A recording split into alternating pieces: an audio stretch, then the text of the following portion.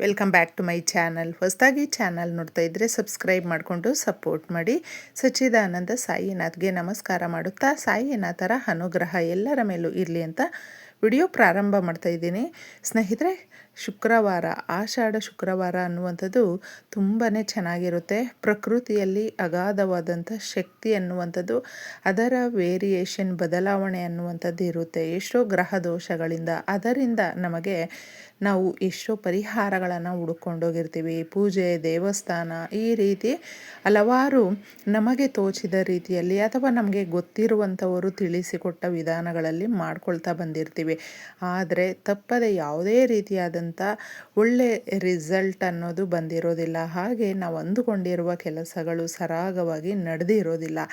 ಆಗ ಡಿಸಪಾಯಿಂಟ್ ಆಗೋದು ಬೇಡ. ಪ್ರತಿಯೊಬ್ಬರಿಗೂ ಕೂಡ ಕಷ್ಟ ಅಂತ ಬಂದ ಮೇಲೆ ಅದರ ಜೊತೆನೇ ಅದಕ್ಕೆ ತಕ್ಕನಾದಂಥ ನಮ್ಮ ಸಮಸ್ಯೆಗಳನ್ನು ಬಗೆಹರಿಸ್ಕೊಳ್ಳೋದಕ್ಕೆ ಪರಿಹಾರ ಅನ್ನೋದು ಕೂಡ ಇದ್ದೇ ಇರುತ್ತೆ. ಅದಕ್ಕೆ ಈ ಪರಿಹಾರ ಬಂದು ಪ್ರಕೃತಿಯಲ್ಲಿ ನಮಗೆ ಸಿಗುವಂಥ ಯಾವುದೇ ರೀತಿಯಾದಂಥ ವಸ್ತುಗಳು ಇರ್ಬೋದು, ಅದು ದೇವರ ಅನುಗ್ರಹ ಅಂತಲೇ ಹೇಳಬಹುದು. ಈ ಸಮಸ್ಯೆಗಳಿಗೆ ಮುಖ್ಯವಾಗಿ ಬೇ ಲೀಫ್, ನಾವು ಪಲಾವ್ ಎಲೆ ಅಂತ ಹೇಳ್ತೀವಿ. ಪ್ರಕೃತಿಯಲ್ಲಿ ಈ ಎಲೆಗೆ ತುಂಬಾ ವಿಶೇಷವಾದ ಸ್ಥಾನ ಇದೆ. ಇದನ್ನು ನಾವು ಪರಿಹಾರ ಶಾಸ್ತ್ರಗಳಲ್ಲೂ ಕೂಡ ಇಷ್ಟಾರ್ಥಗಳನ್ನು ನೆರವೇರಿಸ್ಕೊಳ್ಳೋದಕ್ಕೆ ಅರ್ಜೆಂಟಾಗಿ ದುಡ್ಡು ನಮಗೆ ಬೇಕು ಅನ್ನುವಂಥವರು, ಸಮಸ್ಯೆಗಳು ಸಡನ್ನಾಗಿ ಬಂದಿದೆ, ಅದಕ್ಕೆ ನಮಗೆ ತಕ್ಕನಾದಂಥ ಉತ್ತರ ಬೇಕು. ಎಷ್ಟೋ ಜನ ಸಡನ್ನಾಗಿ ಆಕಸ್ಮಿಕವಾಗಿ ಹಣ ಖರ್ಚಾಗುವಂಥ ಪರಿಸ್ಥಿತಿಗಳು ಬರುತ್ತೆ.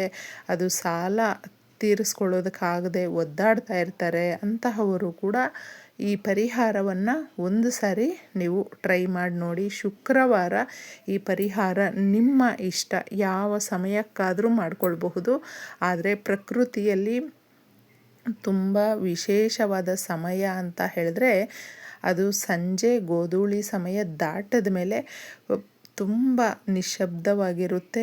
ಭಗವಂತನಿಗೆ ನಾವು ಏಕಾಗ್ರತೆಯಿಂದ ಪ್ರಾರ್ಥನೆ ಮಾಡುವಂಥ ಈ ಸಮಯವನ್ನು ಯಾರು ಬಳಸ್ಕೊಳ್ತಾರೆ ಅವರ ಜೀವನದಲ್ಲಿ ತುಂಬ ನೆಮ್ಮದಿ, ಸಂತೋಷ ಹಾಗೂ ಅಂದುಕೊಂಡಿರುವ ಕೋರಿಕೆಗಳನ್ನು ನೆರವೇರಿಸಿಕೊಳ್ಳುವಂಥ ಸಮಯ ಅಂತ ಹೇಳಬಹುದು.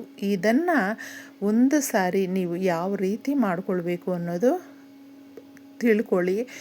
ಈ ಪರಿಹಾರ ಬಂದು ನಾವು ಯಾರಿಗೆ ನಂಬಿಕೆ ಇರುತ್ತೋ ಅದನ್ನು ಅವರು ಪೂರ್ತಿ ನಂಬಿಕೆಯಿಂದ ಮಾಡಿಕೊಂಡಾಗ ಮಾತ್ರ ರಿಸಲ್ಟು ಪಕ್ಕಾ ಇರುತ್ತೆ. ಸ್ನೇಹಿತರೆ, ಬೇ ಲೀಫು ಯಾವುದೋ ಸಿಕ್ಕಿದ್ದು ನಾವು ತಗೊಳ್ಬಾರ್ದು. ಚೆನ್ನಾಗಿರುವಂಥ ಬೇ ಲೀಫನ್ನು ತಗೊಳ್ಬೇಕು. ಇದು ಬಂದು ವೆರಿ ಪವರ್ಫುಲ್.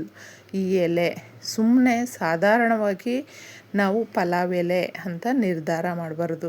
ಈ ಎಲೆಯಲ್ಲಿ ಎಷ್ಟೊಂದು ಶಕ್ತಿ ಇದೆ ಅಂದರೆ, ಅರ್ಜೆಂಟಾಗಿ ನಮ್ಮ ಕೋರಿಕೆಗಳು ನೆರವೇರಬೇಕು, ಕೆಲಸ ನೆರವೇರಬೇಕು, ದುಡ್ಡು ಬರಬೇಕು, ನಾವು ಏನಕ್ಕೋ ಲೋನ್ ಕಟ್ಟಬೇಕು, ಸಾಲಗಾರರು ಬಂದು ಮನೆ ಹತ್ರ ಕೂತ್ಕೊಂಡಿದ್ದಾರೆ, ಸಾಲ ತೀರಿಸ್ಕೊಳ್ಬೇಕು, ಈ ಥರ ಸಡನ್ನಾಗಿ ಬರುವಂಥದ್ದು ಆಕಸ್ಮಿಕ ಧನಲಾಭ ಆಗುತ್ತೆ. ಇದರಿಂದ ಮಾಡಿಕೊಳ್ಳುವುದು ತುಂಬ ಚೆನ್ನಾಗಿ ರಿಸಲ್ಟನ್ನು ಕೊಡುತ್ತೆ. ಹಾಗೆ 2 ವಿಧಾನದಲ್ಲಿ ಇದನ್ನು ತಿಳಿಸ್ತಾ ಇದ್ದೀನಿ. ಒಂದು, ಚೆನ್ನಾಗಿರುವಂಥ ಬೇ ಲೀಫನ್ನು ನೀವೊಂದು 2 ತಗೊಳ್ಳಿ. ಮುಖ್ಯವಾಗಿ ನಾವು ನಮ್ಮ ಲೈಫಲ್ಲಿ ಈ ಕೋರಿಕೆ ಅಥವಾ ಈ ಕೆಲಸ ನಡಿಲೇಬೇಕು ಅಂತ ಯಾವುದ್ರ ಮೇಲೆ ತುಂಬ ಏಕಾಗ್ರತೆಯಿಂದ ಫೋಕಸ್ ಮಾಡ್ತಾ ಇರ್ತೀವಿ ನೋಡಿ, ಆ ಕೆಲಸವನ್ನು ಮಾತ್ರ ಬರ್ಕೊಳ್ಳಿ, ಆ ಕೋರಿಕೆಯನ್ನು ಬರ್ಕೊಳ್ಳಿ ಅಥವಾ ಆ ಸಮಸ್ಯೆಯನ್ನು ಬರ್ಕೊಳ್ಳಿ.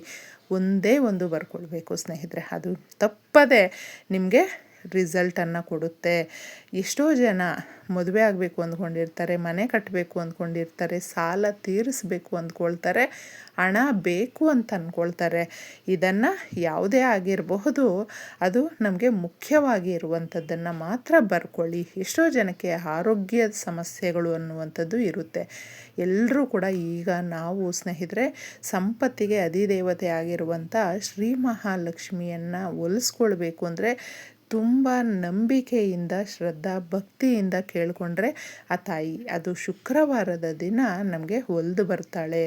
ಸಂಪತ್ತು ಅನ್ನೋದು ನಮ್ಮ ಮನೆಗೆ ಬಂದಾಗ ಬಡತನ ದೂರ ಆಗುತ್ತೆ. ಎಷ್ಟೋ ಜನಕ್ಕೆ ಬಡತನ ಅಂದರೆ ಬರೀ ನಮಗೆ ದುಡ್ಡು ಹಣ ಈ ರೀತಿ ಸಂಪತ್ತು ಇದೆಲ್ಲ ಇದ್ದರೆ ಕೂಡ ಶ್ರೀಮಂತರು ಅಂದ್ಕೊಳ್ತೀವಿ. ಇಲ್ಲ, ಆರೋಗ್ಯ ಕೂಡ ಮುಖ್ಯವಾಗಿ ನಮಗೆ ಬೇಕು. ನಾವು ಪ್ರೀತಿಸುವಂಥ ವ್ಯಕ್ತಿಗಳು, ನಮ್ಮನ್ನು ಪ್ರೀತಿಸುವಂಥ ವ್ಯಕ್ತಿಗಳು ನಮ್ಮ ಜೊತೆ ನಿಲ್ಲಬೇಕು.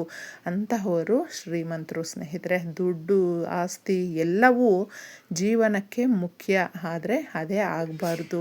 ಇದನ್ನು ನೀವು ಅರ್ಥ ಮಾಡಿಕೊಂಡು ಈ ಪರಿಹಾರವನ್ನು ಮಾಡ್ಕೊಂಡು ನೋಡಿ. 2 ನೀವು ಬೇ ಲೀಫನ್ನು ತಗೊಂಡಿದ್ದೆ ಬಡತನ, ಕಷ್ಟ, ಸಾಲ ಜಾಸ್ತಿ ಇದೆ ಅಥವಾ ಯಾರೋ ನಮ್ಮ ಲೈಫಲ್ಲಿ ತುಂಬಾ ತೊಂದರೆ ಕೊಡ್ತಾ ಇದ್ದಾರೆ, ಅದು ಶತ್ರುಗಳಾಗಿರಬಹುದು. ಈ ಥರ ಇದ್ದಾಗ ಅದನ್ನು ಸಮಸ್ಯೆಗಳಿಂದ ಹಿಡಿದು ಕಷ್ಟ ಏನೇ ಇರಬಹುದು ಅವುಗಳನ್ನು ನೀವು ಬ್ಲ್ಯಾಕ್ ಪೆನ್ನಲ್ಲಿ ಬರ್ಕೊಳ್ಬೇಕಾಗುತ್ತೆ. ಇದನ್ನು ಗಮನದಲ್ಲಿ ಇಟ್ಕೊಳ್ಳಿ. ಬ್ಲ್ಯಾಕ್ ಪೆನ್ನಲ್ಲಿ ಬರೆದು ಕ್ಯಾಂಡಲ್ಲು ಏನಾದರೂ ತಗೊಳ್ಳಿ, ಸುಟ್ಟುಬಿಡಿ. ಆ ಹ್ಯಾಶು ಒಂದು ಪ್ಲೇಟಲ್ಲಿ ಕಲೆಕ್ಟ್ ಮಾಡ್ಕೊಳ್ಳಿ. ಇದನ್ನು ತಗೊಂಡೋಗಿದ್ದೆ ನೀವು ನೀಟಾಗಿ ಪ್ರಕೃತಿಗೆ ಬಿಟ್ಟುಬಿಡಬೇಕು. ಅಂದರೆ ಉಫ್ ಅಂತ ಊದ್ಬಿಟ್ಟು ಪ್ರಕೃತಿ ಮಾತೆಯನ್ನು ಕೇಳ್ಕೊಳ್ಳಿ. ಇದನ್ನು ಬರೆದಿದ್ವಿ, ಇದನ್ನು ನನಗೆ ಇದಕ್ಕೆ ಪರಿಹಾರ ಕೊಡು ತಾಯಿ ಅಂತಂದ್ಬಿಟ್ಟು. ಇನ್ನು ಅದನ್ನು ಬಿಟ್ಟು ನೀವು ಕೇಳಿಕೊಂಡು ಯೂನಿವರ್ಸ್ಗೆ ಥ್ಯಾಂಕ್ಸ್ ಹೇಳಿಬಿಟ್ಟು ವಾಪಸ್ ಬಂದು ಇನ್ನೊಂದು ಪರಿಹಾರ ಮಾಡ್ಕೊಳ್ಳಿ ಸ್ನೇಹಿತರೆ. ಅದು ಸಾಲ, ಅದು ಏನೇ ಆಗಿರಬಹುದು, ಅದನ್ನು ನೀವು ಬೇಗ ತೀರಬೇಕು ಅನ್ನೋದು ಮುಖ್ಯವಾಗಿ ಒಂದೇ ಕೋರಿಕೆಯನ್ನು ಬರ್ಕೊಂಡು ನಿಮ್ಮ ಪರ್ಸಲ್ಲಿ ಇಟ್ಕೊಳ್ಳಿ. ಈ ಪರಿಹಾರ ಬಂದು ನೀವು ಅರಳಿ ಎಲೆ ತಗೊಳ್ಬಹುದು, ವೀಳ್ಯದೆಲೆ ತಗೊಳ್ಬಹುದು, ಯಾವುದಾದ್ರೂ ತಗೊಳ್ಳಿ.